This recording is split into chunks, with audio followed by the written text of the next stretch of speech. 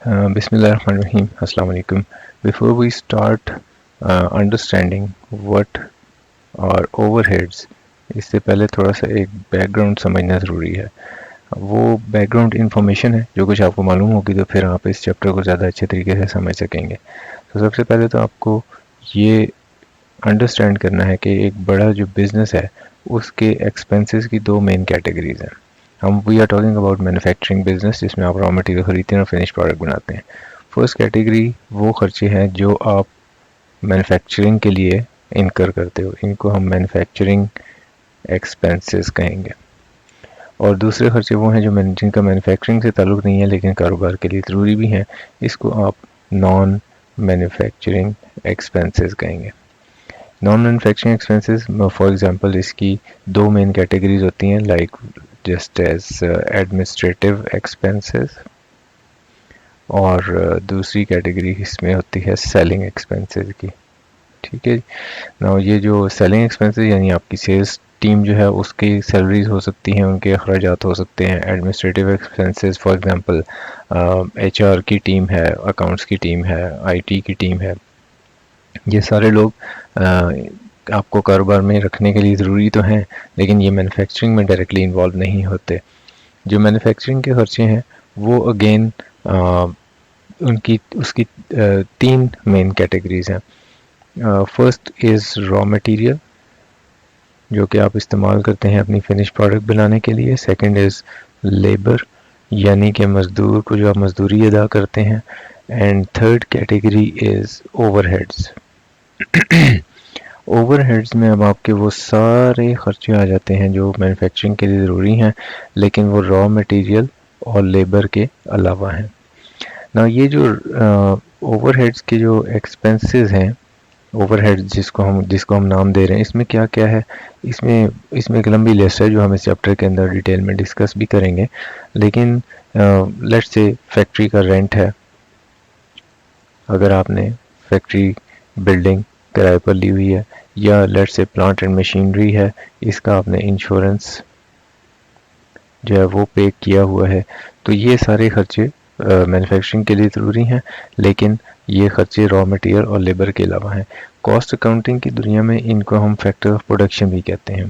Factor of production cost accounting में ये तीन है, रॉ मटेरियल, लेबर और ओवरहेड्स। सो आपको कोई भी चीज़ मैन्युफैक्चर करनी हो तो इन तीन में से कोई किसी एक कैटेगरी में खर्चा आपका फॉल कर जाएगा, मैन्युफैक्चरिंग का जो खर्चा है ना। ओवरहेड्स के साथ प्रॉब्लम क्या है जिसके लिए हमें इस चैप्टर के अंदर मज़ीद घुसना पड़ेगा।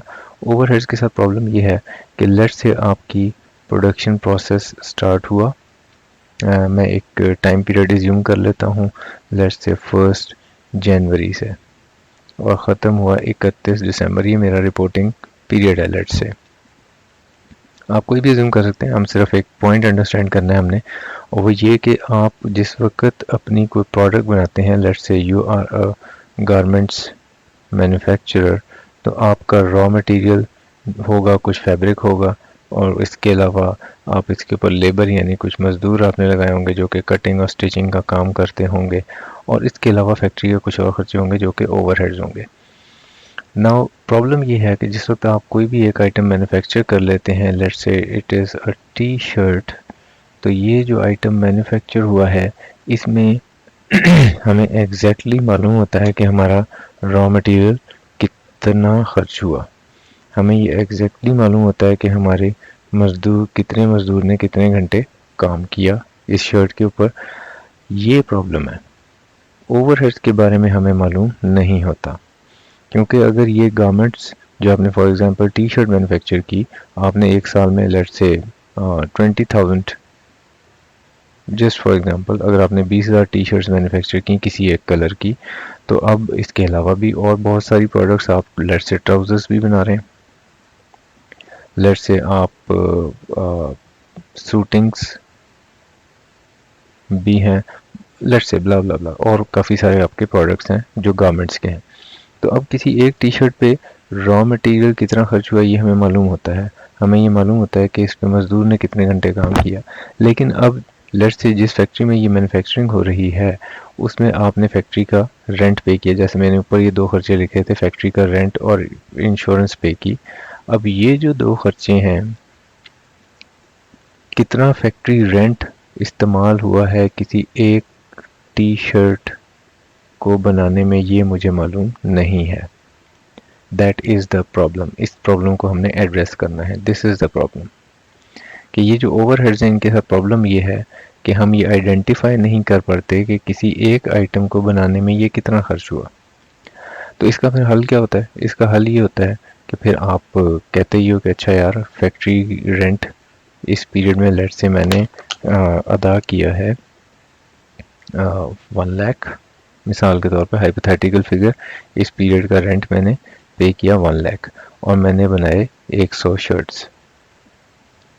तो इसका मतलब ये है कि एक शर्ट पे जो खर्च आएगा मेरा, वो मैं कैसे फाइंड आउट करूँगा? 1 लाख डिवाइड बाय 100, ठीक है। सो 1000 एक शर्ट के हिस्से में आएगा एक्सपेंस। तो इसलिए जब आप अपनी जो प्रोडक्ट है उसकी पर यूनिट कॉस्ट निकालने लगोगे तो आप इस तरीके से 1000 ऐड कर लोगे, क्योंकि रॉ मटेरियल की कॉस्ट आपको पता है कितना लगा, लेबर पता है कितना लगा, तो ओवरहेड्स में ये 1000 एक शर्ट की कॉस्ट में ऐड हो जाएगा, ठीक है। तो इसका मतलब क्या हुआ? इसका मतलब ये हुआ कि हमें ओवरहेड्स के केस में एक एक्सपेंस को डिवाइड करना होता है यूनिट से और फिर पर यूनिट कॉस्ट आ जाती है, जो फिर हम जब भी अपना कोई यूनिट सेल करने लगेंगे तो हम कहेंगे जी कि इसमें इसकी कॉस्ट में ये आप वैल्यू शामिल कर लें। नाउ प्रॉब्लम क्या है? प्रॉब्लम अब ये है कि बाज़ एक्सपेंसेस ऐसे हैं जो आपको एक पीरियड लैप्स होने के बाद मालूम हो रहे हैं। एक खर्चा है ओवरहेड्स में। ओवरहेड्स में वो खर्चे सारे के सारे आपको साल के शुरू में तो मालूम नहीं है, लेकिन आपकी जो सेल है वो या प्रोडक्शन है वो पूरा साल हो रही है। लेकिन एक्सपेंस कितना हुआ है इस पीरियड में ये आपको एग्जैक्टली कब पता चलेगा? ईयर के एंड के ऊपर। एग्जैक्ट एक्सपेंस आपको एंड पे जाके पता चलेगा। तो अब पूरा साल क्या करेंगे? हर यूनिट कितने का बेचेंगे? क्योंकि मुझे ये मालूम जब तक नहीं होगा कि कॉस्ट पर यूनिट कितना है, अगर मुझे ये मालूम होगा तो तभी मैं इसमें अपना प्रॉफिट मार्जिन ऐड करके सेलिंग प्राइस बनाऊंगा और पूरे साल में अपनी प्रोडक्ट को सेल करूंगा, ठीक है।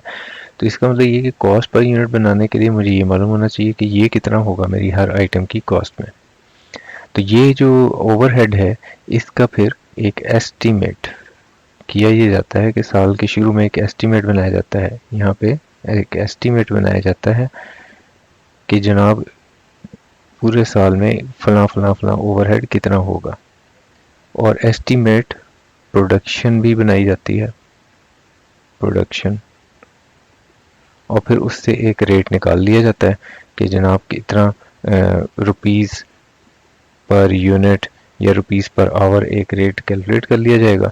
और फिर जब भी आप अपना कोई यूनिट प्रोड्यूस करेंगे तो फिर उसके अंदर ओवरहेड्स की वो वैल्यू शामिल कर ली जाएगी जो आपने इस रेट से फाइंड आउट करनी होगी। फॉर एग्जांपल आपने कहा कि साल के शुरू में एस्टिमेट किया कि पूरे साल में लेट से 2 लाख के ओवरहेड्स होंगे और पूरे साल में हम 2000 यूनिट्स बनाएंगे। तो इसका मतलब ये कि अब आपने एक एस्टिमेट बना लिया कि जनाब 200 रुपीज़ पर यूनिट ये मेरे ओवरहेड होंगे। जब मैं कोई भी प्रोडक्ट बनेगी उसके एक यूनिट में 200 रुपये शामिल कर लूँगा ओवरहेड्स के, ठीक है। तो ये जो 200 रुपये मैं ओवरहेड्स की शामिल कर लूँगा हर यूनिट के अंदर, हर यूनिट की प्राइस के अंदर, ये मेरा एस्टिमेटेड वैल्यू है। अब क्या होगा कि जब आप पूरे साल में सेल करोगे तो अपने जितने भी यूनिट सेल, यूनिट 1 सेल किया, यूनिट 2 सेल किया, यूनिट 3 सेल किया, हर एक में आप 200 200 200 ऐड करते गए और अप टू nth यूनिट आपने पूरे साल में सेल किया। तो आपने ओवरहेड्स कुछ एक्सपेंस बना लिया जो आपने 200 के हिसाब से पीरियड के एंड के ऊपर आपके पास 200 इंटू n, ये एक एक्सपेंस आपके पास बन चुका है जब आप एंड पे पहुंचेंगे। लेकिन जब आप एंड पे पहुंचेंगे तो फिर आपको एक्चुअल एक्सपेंस भी मालूम हो चुका होगा। ये तो आपने एस्टीमेट की बेस पे कर दिया था ना, एस्टीमेट बेसिस, जो पीरियड के स्टार्ट में एक एस्टीमेट बनाया था उस एस्टीमेट बेसिस पे आप एक्सपेंस शामिल करते गए हर जो यूनिट सेल कर रहे थे उसकी कॉस्ट में, और साल के एंड पे पता चला कि जनाब 202 नंबर ऑफ यूनिट्स, ये आपका एक्चुअल एस्टिमेटेड एक्सपेंस पूरे साल का इतना बना। लेकिन साल के एंड पे आपको एक्चुअल खर्चे का भी पता चल चुका है, क्योंकि अब एक्चुअली आप खर्चा कर चुके हैं पूरे साल में। ये जो एक्चुअल एक्सपेंस है ये इससे यानी 200 इंटू एन से जब आप कंपेयर करेंगे तो ये डिफरेंट होगा, तो there will be a difference. ठीक है, there will be a difference. ये जो आपने एस्टीमेट की बेस पे बनाया था खर्चा, इसको कॉस्ट अकाउंटिंग कहती है कि इसको हम बोलेंगे ओवरहेड अप्लाइड। ठीक है, और ये जो था ये था एक्चुअल ओवरहेड। ओवरहेड एक्चुअल और ओवरहेड अप्लाइड इसके दरमियान डिफरेंस आपको मालूम होता है जब पीरियड ख़त्म होता है। तो और ये जो डिफरेंस है, अगर लेट से आपका एक्चुअल एक्सपेंस जो है वो ज़्यादा निकला, जब हमने इनको कंपेयर किया आपस में तो आपको चला कि एक्चुअल एक्सपेंस ज़्यादा है, तो आप उसको बोलेंगे दिस इज़ अ सिचुएशन जिसमें आपने अंडर अप्लाई किया है, this is under applied situation. So under applied easily find out हो सकता है अगर एक्चुअल ओवरहेड है लेट से 1 लाख और आपने जो एस्टिमेटेड की बेस के ऊपर ये जो 200 इंटू एन का आंसर आया ये बनता है 80,000। तो इसका मतलब एक्चुअल एक्सपेंस तो ज़्यादा है, तो आपने अंडर अप्लाई किया है कितना 20,000। और इसके कॉन्ट्ररी क्या होगा कि अगर एक्चुअल एक्सपेंस जो है वो कम निकले तो इस सिचुएशन जिसको हम बोलते हैं ओवर अप्लाइड। ठीक है, ओवर अप्लाइड कैसे, मतलब अगर आपका अप्लाइड एक्सपेंस बना 1 लाख और एक्चुअल एक्सपेंस साल के एंड पे पता चला 80,000, तो इसका मतलब आपने ओवर अप्लाई कर दी 20,000, ओवर अप्लाइड 20,000। तो फिर इसको आप अपनी प्रॉफिट एंड लॉस अकाउंट में अकाउंट फॉर कर लेते हैं। अगर एक्सपेंस कम रिकॉर्ड हुआ है तो मज़ीद एक्सपेंस रिकॉर्ड कर लेते हैं, अगर ज़्यादा रिकॉर्ड हुआ है तो कुछ एक्सपेंस को रिवर्स कर लेते हैं।